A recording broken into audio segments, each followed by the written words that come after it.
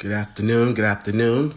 We're logging on to another interview with Philanthropy at its best, where we are a nonprofit entertainment source of programming, where we have another wonderful interview with Philanthropy at its best, where we are celebrating and honoring nonprofit organizations as well as philanthropists and foundations that are doing wonderful work in the community and are changing lives.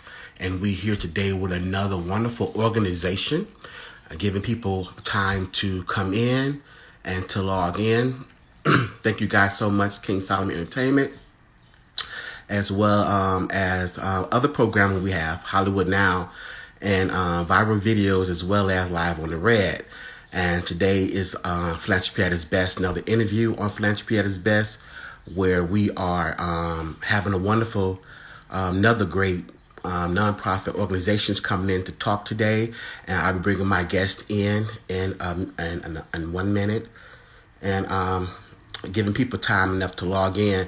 Thank you guys so much for joining us today. And just thank you guys for your support. Definitely tune into all of our social media, King Solomon Entertainment, on YouTube, James Claiborne Interviews, as well as Instagram, King Solomon Entertainment, as well as Twitter, King Solomon Entertainment, as well as Facebook, King Solomon Entertainment. And so definitely, guys, make sure you comment, subscribe, and keep supporting as we continue to bring wonderful, great entertainment topics and wonderful, great programming. We thank you guys for your support. Make sure you guys subscribe and support in every way that you can. And make sure you share this link. And we're going to be bringing in our guest today in 1 minute as we allow more people to log on. Thank you guys so much for your support.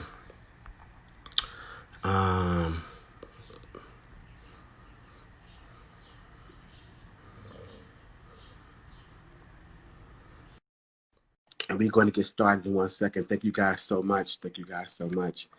Yes, thank you. How you doing? How you doing? Thank you guys so much. This is another interview we're having today with a wonderful, another great organization, MOBB. And we got Miss Vanessa with us today. Give me a minute as we get set up, Miss Vanessa. Sure. Thank you so much for allowing us to interview you today. Let me see. I always, when I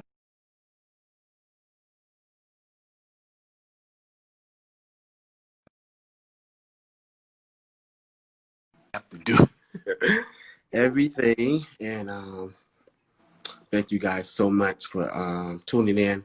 Just want to set up, put it on the stand here as we get started. Okay. All right. Yeah, this COVID-19 has us all working multiple scenarios, right? You're the producer, you're the director, you're the voice, I totally get it. No, but it's definitely coming full circle, and we just going to continue to move forward and do what we have to do. But it's definitely a challenge to where we cannot stop. We got to keep moving forward. We're getting the word out and keep moving forward with content, and really a wonderful time to just support one another and just really ascribe to the cause as United Front. Right. So let me start with the intro.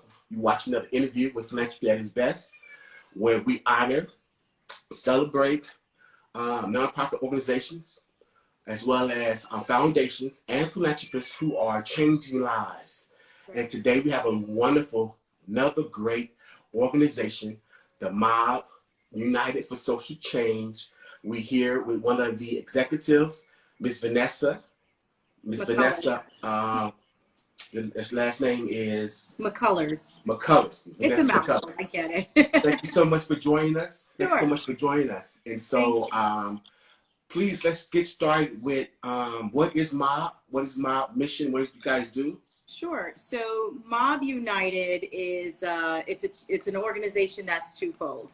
It's Moms of Black Boys United Incorporated, which is the resource arm of our organization, and MOBB United for Social Change, which is the policy side of our organization. Both sides come together under the purpose of trying to ensure that our Black sons survive and thrive, utilizing a multi-pronged approach that really focuses on everything from just creating media campaigns, storytelling, focusing on education and engagement, obviously the political and economic empowerment that's so very important to us, self-care, which is critical for Black moms at this particular time, and strategic partnerships that are sustained advocacy and sustains our advocacy and our community involvement. Wow. A lot of times with philanthropy work, it definitely comes full circle. And why even begin to ascribe to a certain cause? Most of the time it has a personal dynamic to it. And so in this particular case, mothers of Black boys, please, what was one of the personal stories or reasoning why this organization even got started and why you yourself involved in it? Right.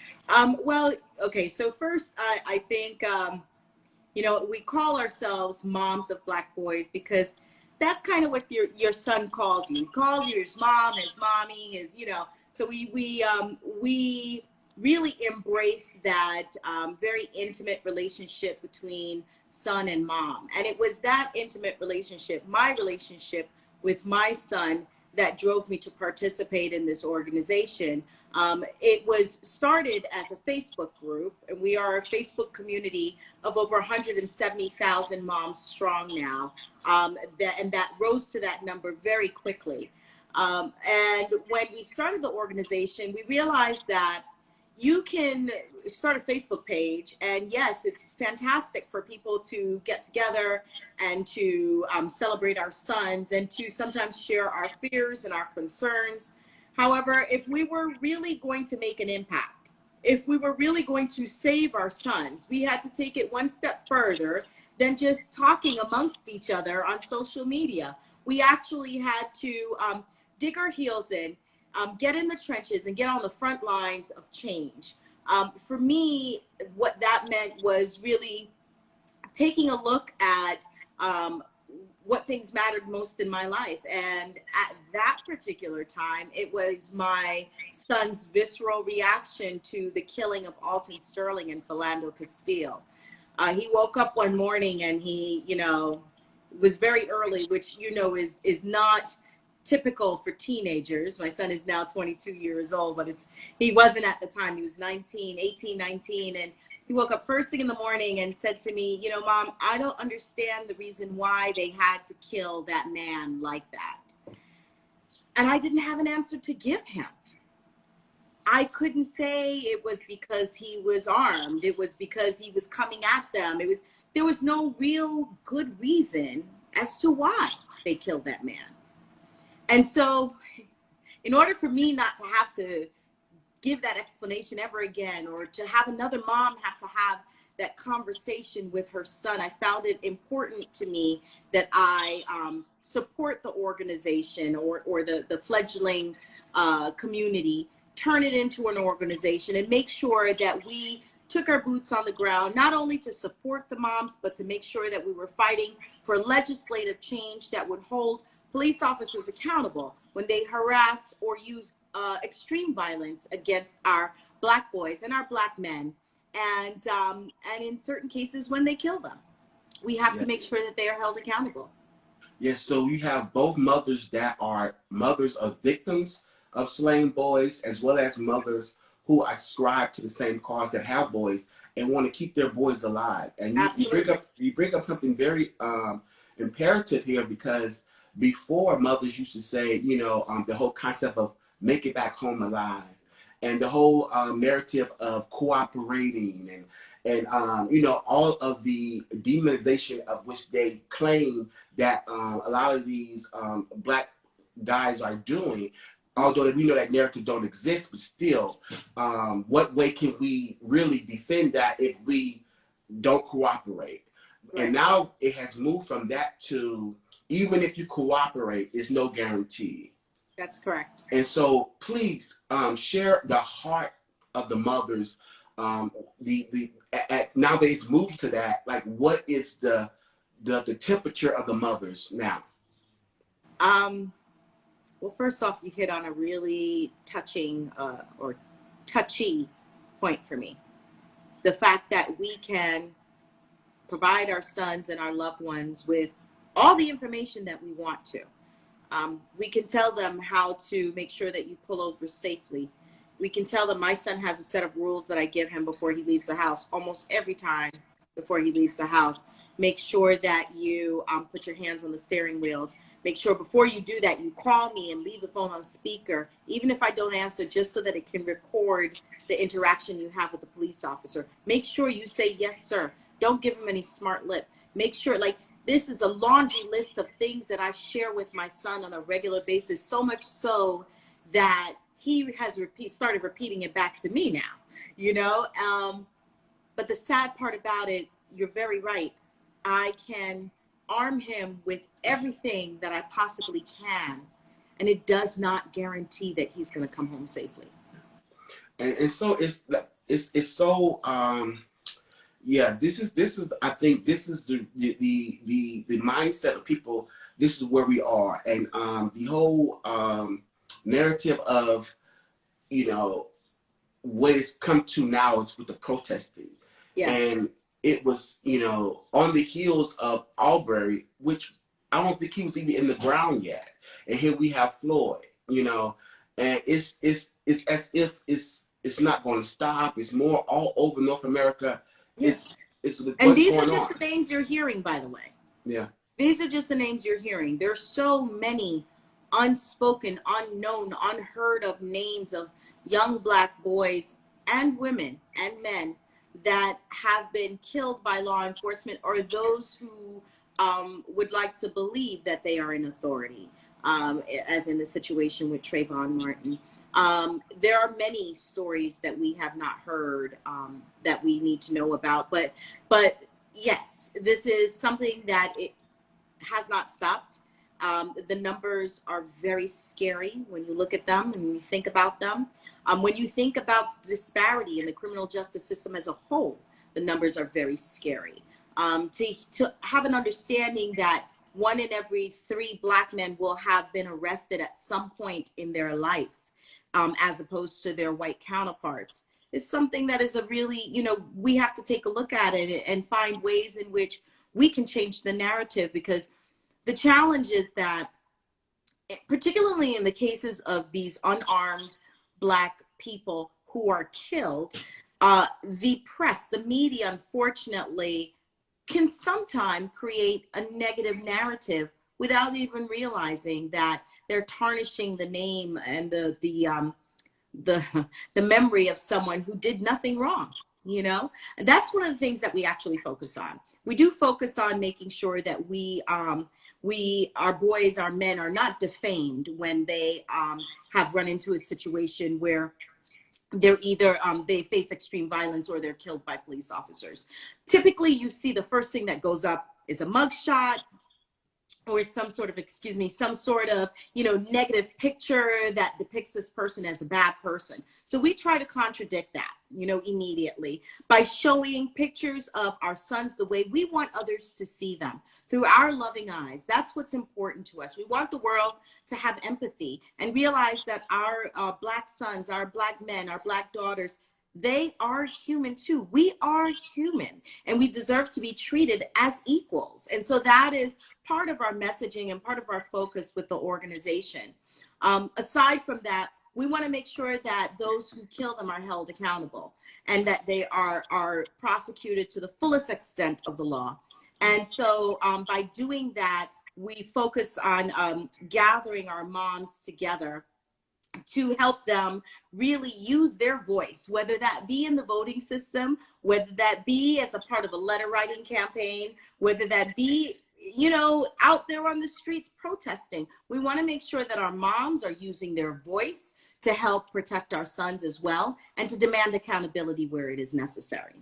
And you touched a little bit on the positive images in which you guys focus on, as well as remembering them and who you feel, and you know them more than anybody else who they are. So give some more examples of the positive images that you guys do in keeping the accurate memory of these young men alive.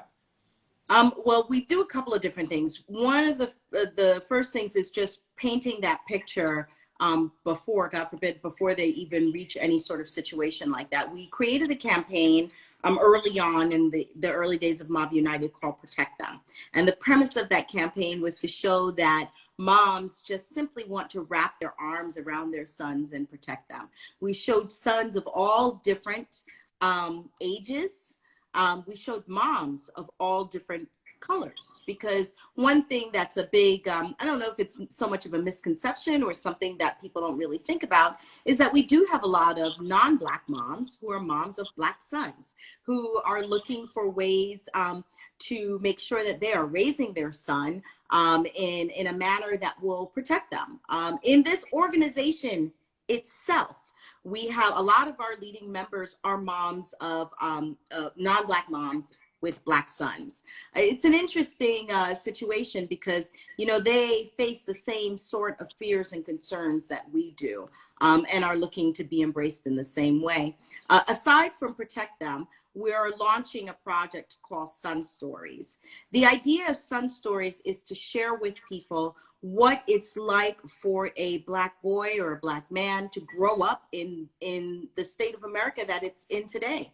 I think that though what's different now is the fact that everybody has a camera and can whip it out and take pictures and videos and show what's happening.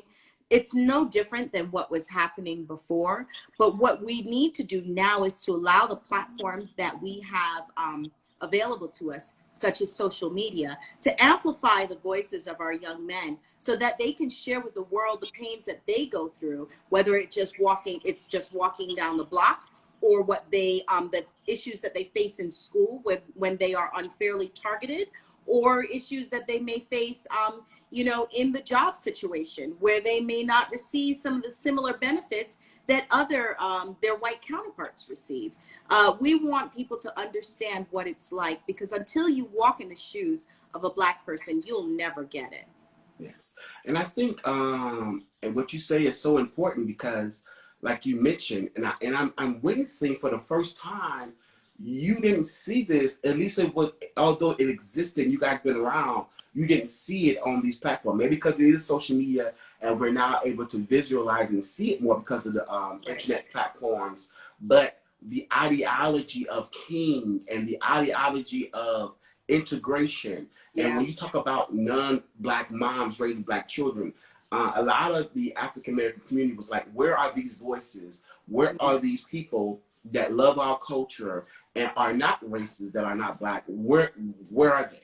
You know, and I think that people was asking for that, because we know we need to galvanize a coalition and a bipartisanness that need to be visual and need to be speaking up, and not just the whole traditional Black against white. You know, it's other people that are involved in this and have stake in this and are concerned about this, that diversify, you know, the cry and the outcry for this change, because it affects a lot more people than what we think it do.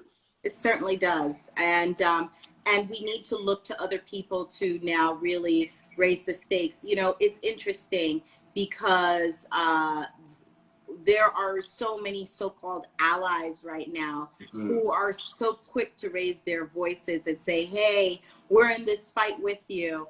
We need to hold them to task. It's very important that we continue this fight and not allow this to you know, just to pass by in the next couple of weeks or months. You know, a lot of companies, a lot of corporations have shared that they are willing to put their money where their mouth is.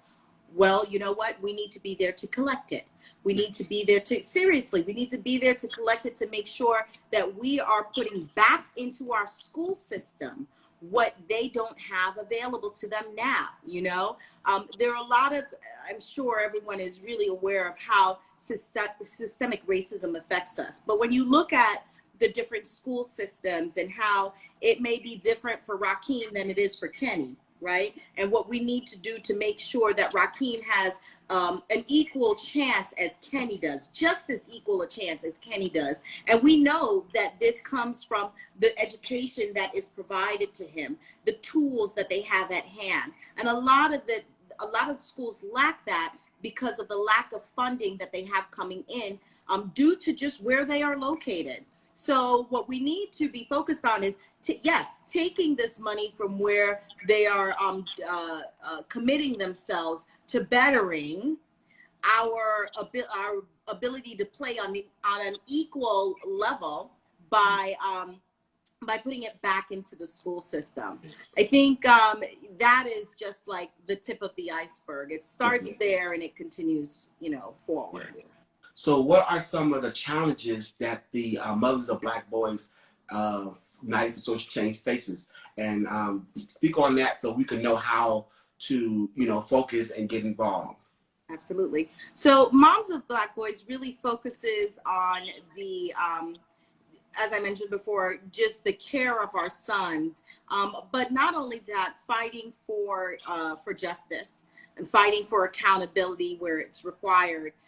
One of the things that we do is we try to make sure that we're arming our moms with the information they need to fight along with us. So today, take for instance, we've just released a statement on the murder of George Floyd. I'm going to call it what it is, and asking that the leadership within the Minneapolis area, that they really focus on making sure that the police officers are not only trained properly, but that there are certain things that are banned within their the things that they do as a normal task of arresting or questioning someone. So take for instance, we want to make sure that we are able to ban the use of chokeholds.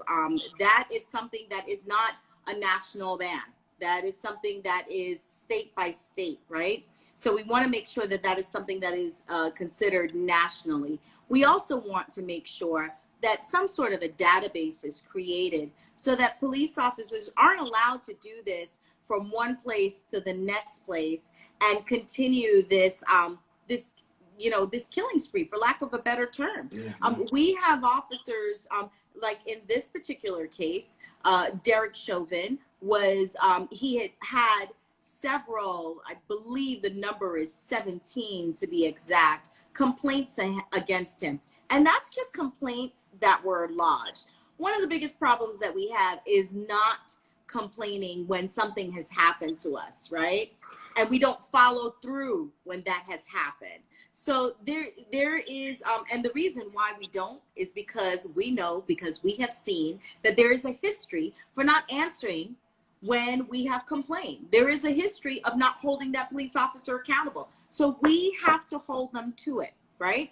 And we need to create a database so that people can see where this officer has planted this bad seed. As they say, we only have a couple of bad seeds. Well, guess what? We want them pointed out. We want to see where they are. We don't want them in our communities. We don't need them going from place to place. We need them out of the system entirely.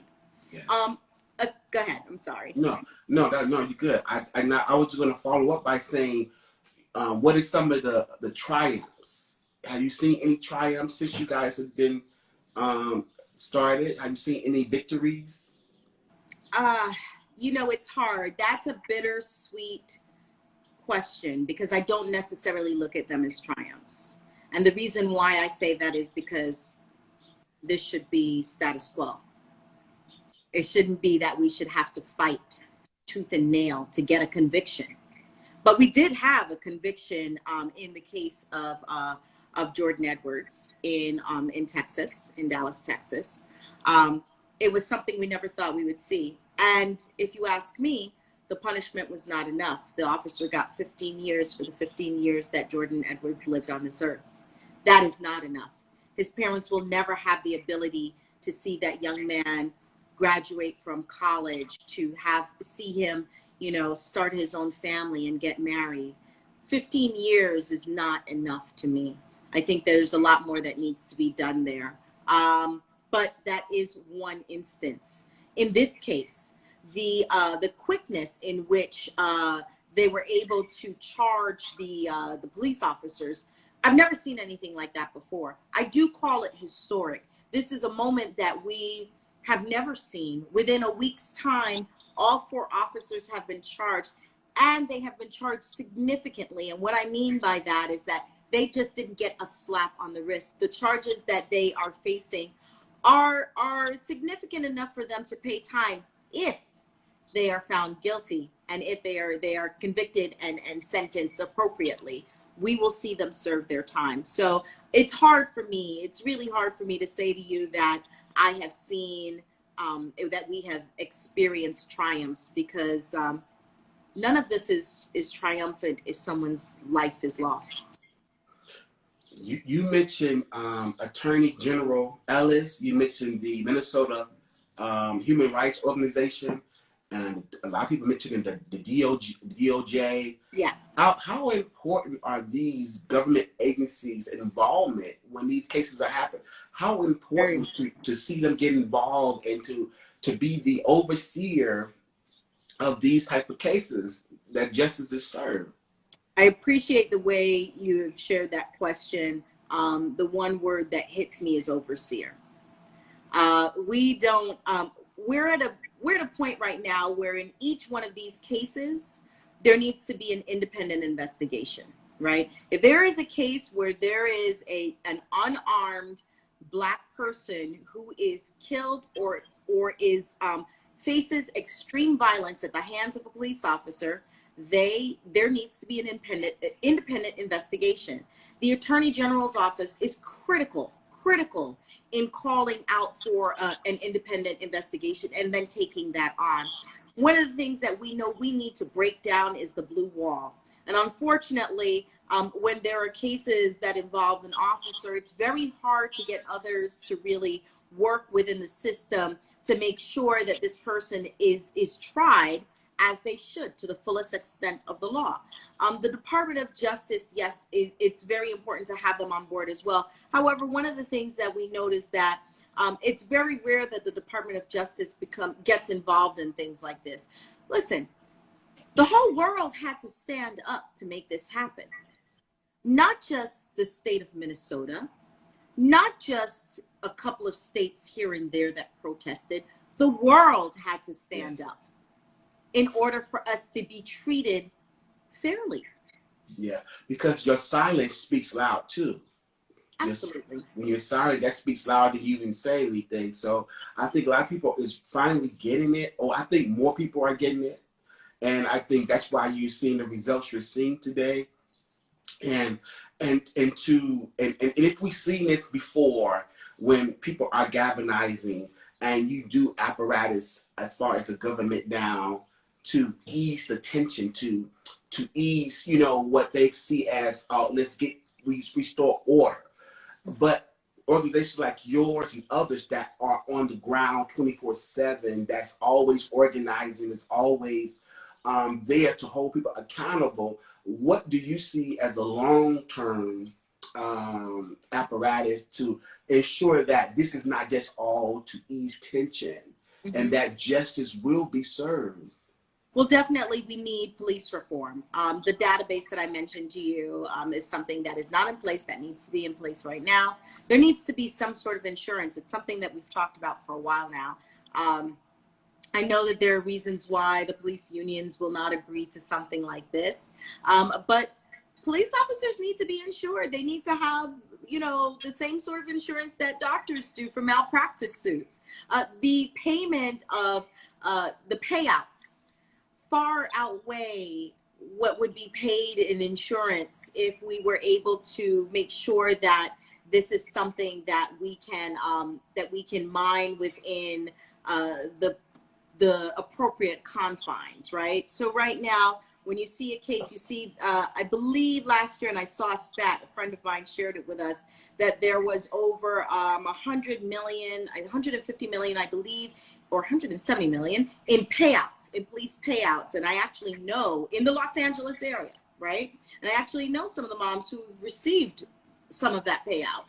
The reason why is because they would rather pay them after the deed is done, then ensure that the police officers are properly trained. So that's one of the things that we focus on is de-escalation and crisis intervention training. But yes, we do need some sort of a database. We need insurance on these police officers, and 150%, we need to make sure that the right officers are in place and are holding each other accountable, because unfortunately now what's happening is that not only are they not holding each other accountable, they're protecting each other. Yeah, yeah.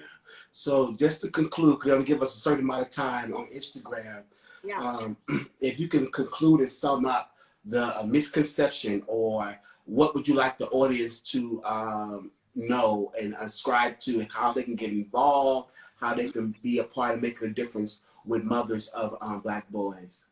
So Moms of Black Boys, you can reach us at mobbunited.org, where you can make a donation to the organization. Or if you are a mom of a Black boy or Black sons, definitely do join us as a member. You can also volunteer your time.